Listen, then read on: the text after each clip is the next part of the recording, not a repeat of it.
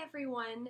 So I found the videos that we watched for this assignment to be really helpful and just gave me more insight into what counseling actually looks like out in the field. And I was able to observe a lot of skills that these counselors were using.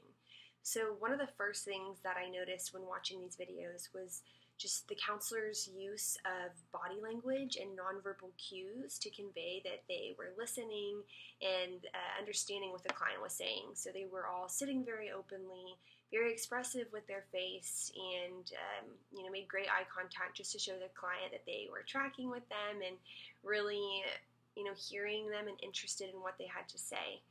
Another thing that I noticed counselors do was they asked a lot of questions. So the questions that they would ask would really help their clients take things a step further and continue to expand upon their feelings and offer up information that they hadn't offered up initially, and just continue to dig deeper into what the client is actually saying.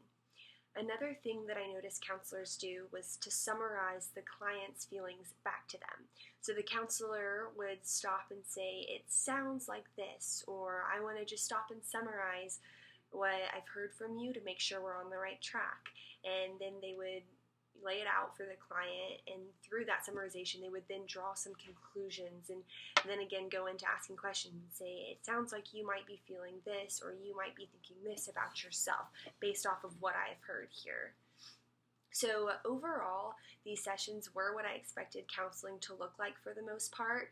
I did expect a lot of listening and a lot of engaged counselors that summarize the feelings and were able to really empathize with their clients.